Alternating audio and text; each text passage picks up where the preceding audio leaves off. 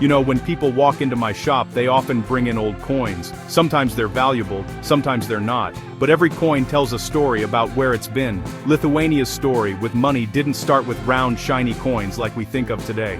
It started with something much more basic. Long before they had their own mints, the tribes living in the Baltics needed something to trade with. They were sitting on a gold mine of amber, that beautiful petrified tree resin. But you can't exactly break off a piece of amber to buy a loaf of bread. So they used what was available, and for a long time, that meant foreign coins, mostly Roman denarii that trickled in through trade routes. These Roman coins were not studied and proved, like pocket change. Think of them more like treasure. They were hoarded, buried for safekeeping, and valued for their silver content. Archaeologists find these hoards all the time. It tells you that people trusted the silver, but they didn't have a local system for using it day to day. Then, things got a little more organized. Starting around the 10th century, we see the rise of something really unique, the Lithuanian longbar, or ilgiji. These weren't coins at all. They were long, slender rods of silver, almost like a primitive silver ingot. They had a specific weight, so you knew exactly how much silver you were getting.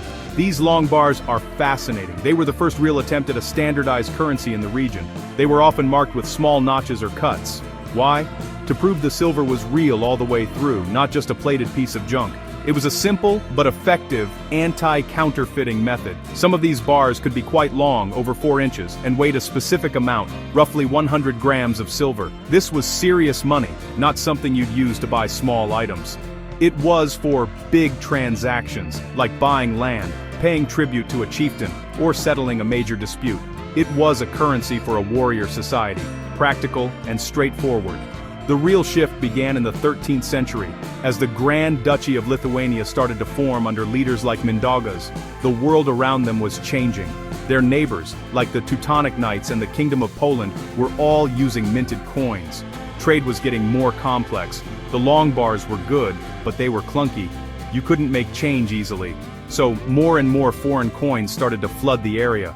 We're talking about Prague groshens from Bohemia, and silver dirhams from the Arab world. These coins were small, round, and had a known value, making them perfect for an expanding economy. This influx of foreign silver set the stage for Lithuania to take the next big step, making its own coins. So, you've got a new state, the Grand Duchy of Lithuania, and it's starting to flex its muscles. The leaders, the Grand Dukes, needed to show everyone who was in charge. What's one of the best ways a ruler does that? You guessed it, they put their face, or at least their symbol, on a coin. This is where the story of true Lithuanian coinage begins. Sometime in the late 14th century, probably under Grand Duke Algirdas or his son Jogaila, the very first Lithuanian coins were struck. These weren't big fancy gold pieces, they were tiny, crude little things made of low-quality silver. We call them denarii, or denaras in Lithuanian. These first denarii were really basic. Think about a tiny piece of silver, maybe smaller than your pinky nail, hammered flat. On one side, they stamped a simple image. It could be a spearhead, a column, or a cross. On the other side, they tried to stamp the symbol of the ruling dynasty, the Gediminids. This was the famous columns of Gediminas, a trident-like symbol that's still important in Lithuania today. The coins were so small and the technology was so primitive that the images were often off-center, blurry, or barely there. But it didn't matter, the point was made: this money comes from the Grand Duke. The real game-changer was Grand Duke Vytautas the Great, who ruled in the late 14th and early 15th centuries. This guy was a powerhouse. He expanded the Grand Duchy from the Baltic Sea to the Black Sea. And a great ruler needs great currency. Under Vytautas, the minting process got a lot better. The denarii were still small, but the designs became clearer. One side now featured the columns of Gediminas, and the other side showed a new, powerful symbol, a knight on horseback wielding a sword. This knight would become known as the Vitus, the national symbol of Lithuania that you still see on their coins today. These early coins tell you everything about the time. They were made of silver, the universal currency of power. The symbols, the columns, and the Vitus were propaganda. They said, "We are a strong, Christian European dynasty." The inscriptions were often in Cyrillic, because a large part of the Grand Duchy's population was Slavic. Sometimes you'll see the name of the ruler, but it's often abbreviated or hard to read. These coins weren't just for buying things, they were a declaration of sovereignty, a tiny silver billboard announcing that Lithuania was a major player on the European stage. It's the kind of thing that gets a history buff, like me, really excited.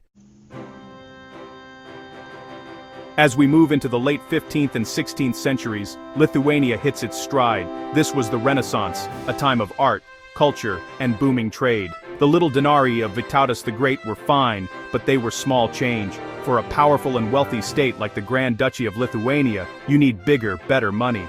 This is when we see the introduction of a new, larger silver coin called the groschen, or groschus. This was a serious piece of silver, much heavier and more valuable than the old dinar. It was Lithuania's answer to the popular coins used across Europe, like the Prague groschen. The groschen was first minted under Grand Duke Alexander Jagiellon at the turn of the 16th century. These coins were a huge leap forward in quality. They were struck at the Vilnius Mint, which became the heart of Lithuanian coin production. The design was standardized and clear. On one side, you had the Vitus, the mounted knight, now more detailed and dynamic than ever before. The other side featured the Polish eagle, because the Grand Duke of Lithuania was also the King of Poland. This dual imagery was a sign of the growing personal union between the two states, a partnership that would soon become much more formal. Under Sigismund the Old and his son, Sigismund Augustus, Lithuanian coinage reached a new level of artistry. We're talking about a whole family of coins. You had the tiny denarii for small purchases, the half-groschens and groschens for daily business, and then the big boys, the 3, 4, and 6 groschen pieces. For the really big deals, they even minted gold coins called ducats, also known as florins. These were beautiful, high-purity gold coins, stamped with the portrait of the ruler on one side and the vitis on the other. Having gold coins was the ultimate status symbol. It showed that Lithuania wasn't just a regional power, it was part of the elite club of European monarchies. What's really cool about this period is the variety and the information packed onto these coins. The inscriptions were now in Latin, the international language of the time. They clearly stated the ruler's name and titles: Sigismundus Rex Poloniae, Magnus Dux Litvaniae. That's Sigismund, King of Poland, Grand Duke of Lithuania. They also almost always included the vitis, making it clear that even though the ruler was shared with Poland, Lithuania had its own distinct money and its own identity. These coins are like little historical documents, telling a story of wealth, power, and a carefully guarded national pride. Every time one of these comes into the shop, I can't help but admire the craftsmanship. In 1569, something huge happened. Lithuania and Poland signed the Union of Lublin, creating the Polish-Lithuanian Commonwealth. This wasn't just a personal union under one king anymore, it was a single federal state. Now, you might think this meant they would just merge their money into one single currency. But that's not what happened, and that's what makes this period so interesting. The Lithuanians were fiercely proud of their independence and traditions. They insisted on keeping their own treasury, their own army, and yes, their own mint in Vilnius. So, for the next 200 years, the Commonwealth had two parallel monetary systems. This meant you had Polish coins minted in Krakow or Warsaw, and Lithuanian coins minted in Vilnius. Technically, they were supposed to be equal in value, but that wasn't always the case. The Lithuanian coins often had a slightly different silver content or weight, which could cause all sorts of confusion in trade. The coins themselves reflected this dual identity. On one side you'd typically see the portrait of the elected king, like Stephen Bathory or Sigismund III Vasa. The other side was split. It would show both the Polish eagle and the Lithuanian vitus, side by side, often on a shield. This was a visual representation of the Commonwealth itself. Two nations, one state. One of the most famous and notorious coins from this era is the Boratinka. In the mid-17th century, the Commonwealth was in deep trouble. It was fighting wars against Sweden and Russia, and the treasury was empty. The solution? They started minting massive quantities of copper shillings. These coins were issued by a mint master named Tito Livio Buratini, which is where they get their nickname. They were supposed to be worth a silver groschen, but their actual metal value was almost nothing. It was a classic case of currency debasement. People were forced to accept them, but they hated them. It was a sign that the Commonwealth's golden age was over. As the Commonwealth weakened through the 18th century, so did its coinage. The quality dropped and the mints operated sporadically. The last king of the Commonwealth, Stanisław August Poniatowski, tried to reform the currency and modernize the state, but it was too little, too late. The powerful neighbors, Russia, Prussia, and Austria, were already circling. In 1795, they carved up the Commonwealth for the third and final time, and the state, along with its unique dual currency system, was wiped off the map. The Vilnius Mint was closed, and the era of the Vitus and the Eagle came to a sad end.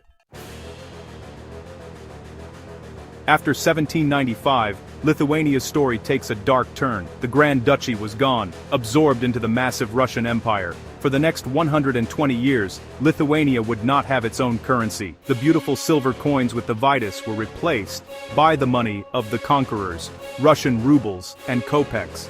The transition wasn't immediate though. For a while, the old Commonwealth coins, along with Prussian and Austrian money, still circulated. But the Russian government worked hard to push its own currency and erase the old systems. It was a form of economic control, a way of saying, "You belong to us now." The coins themselves were a constant reminder of this new reality. Instead of the Vitus Knight, or the portrait of a Grand Duke, the coins now featured the symbol of the Russian Tsars, the double-headed eagle. This powerful imperial emblem was stamped on everything, from the tiny copper kopecks to the large, heavy, silver rubles. The inscriptions were in Russian, using the Cyrillic alphabet. The dates were based on the Russian calendar. Every time a person in Vilnius or Kaunas made a purchase, they were handling a piece of Russian imperial propaganda.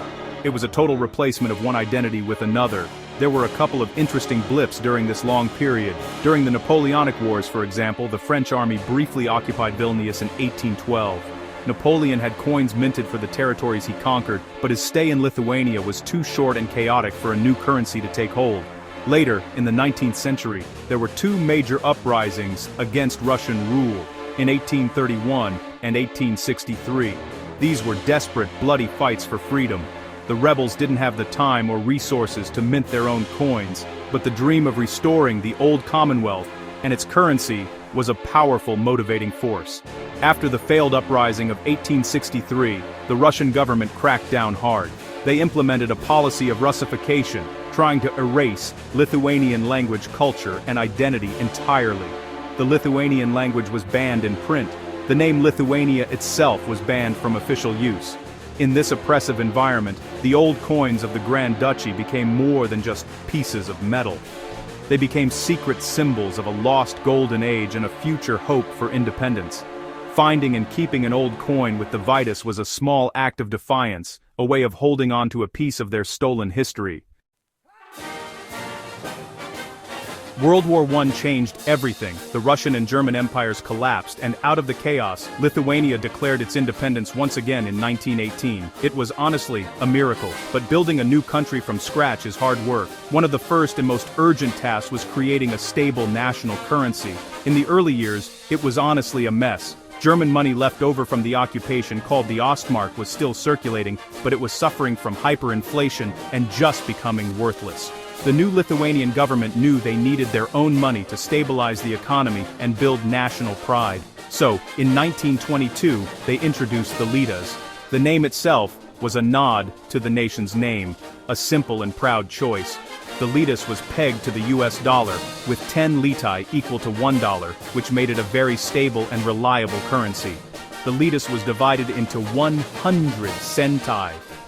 The new coins were designed to be a powerful statement of Lithuania's return to the world stage. They were a link to the past and a symbol of a bright future. The designs were created by some of Lithuania's best artists, like Juozas Zikaras, and they were full of national symbolism. The coins of this first republic are absolutely beautiful. The smaller centus coins were made of bronze and featured designs like the columns of Gediminas. The larger denomination coins were made of silver. The 1, 2, and 5 litai coins all proudly displayed the Vitus on one side. On the other side of the 5 litai coin, they put a portrait of Jonas Basanavičius, one of the founding fathers of modern Lithuania. This was a big deal. Instead of a king or a conqueror, they put a writer and a doctor, a man of the people, on their money. It said a lot about the kind of democratic nation they wanted to build. In 1936, they issued a new set of silver coins, including a 10 Litai piece that is considered a classic of numismatic art. It featured a portrait of President Antanas Smetona. In 1938, to celebrate the 20th anniversary of independence, they issued another beautiful silver coin showing President Smetona on one side and a symbolic figure of a sower on the other, representing the nation's agricultural roots and hopes for the future. These coins were more than just money. They were a celebration of freedom, culture, and hard-won sovereignty. Unfortunately, this golden era of independence would be tragically short-lived. Just as Lithuania was hitting its stride, the storm clouds of World War II gathered. In 1940, the Soviet Union invaded and occupied Lithuania, and the brief dream of independence was brutally crushed. One of the first things the Soviets did was abolish the Lithuanian Litas. It was a deliberate act to destroy a symbol of national sovereignty.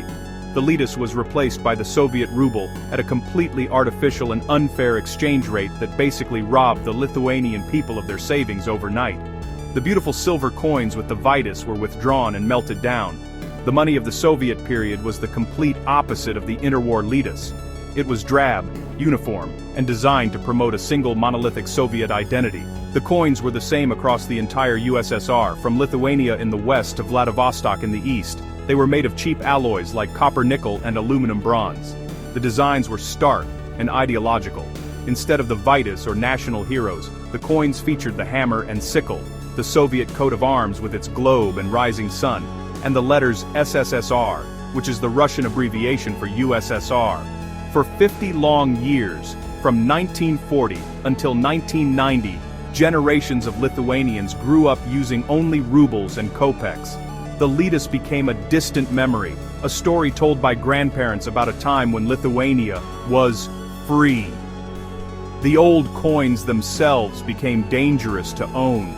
Possessing symbols of the bourgeois republic could get you in serious trouble with the KGB, the Soviet secret police. But just like during the Tsarist era, people secretly held on to them. An old silver 5 Litai coin, hidden away in a drawer, was a powerful and subversive object. It was a tangible link to a forbidden past and a silent prayer for a free future. This period really shows you how powerful currency can be as a tool of occupation.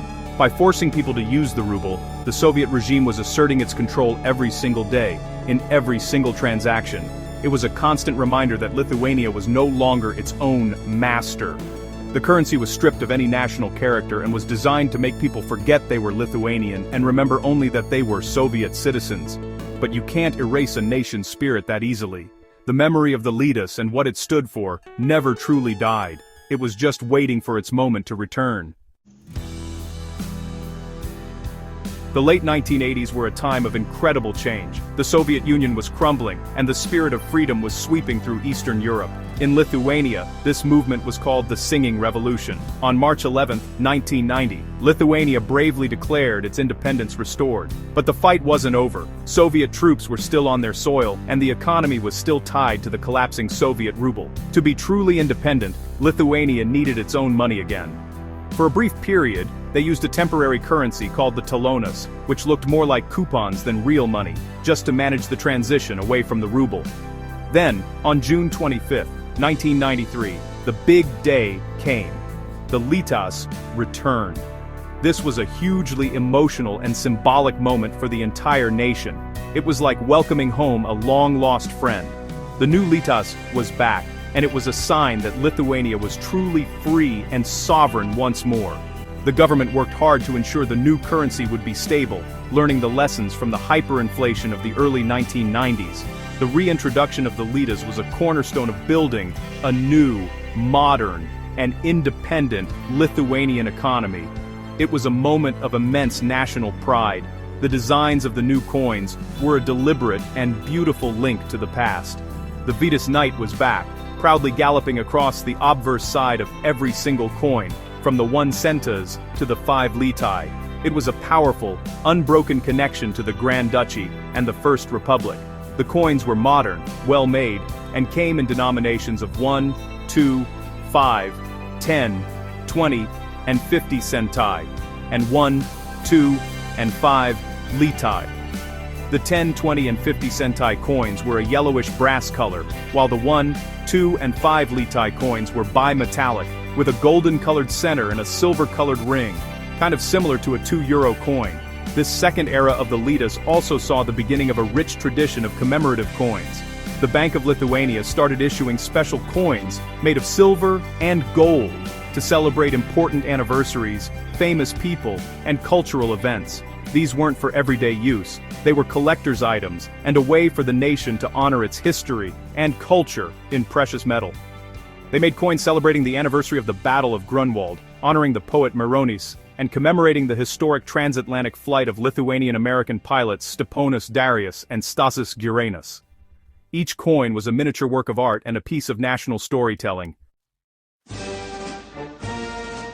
The return of the Litas was a huge victory, but Lithuania's journey wasn't over. After regaining independence, the country set its sights on a new goal, rejoining the family of Western European nations. This meant joining major international organizations like NATO and the European Union.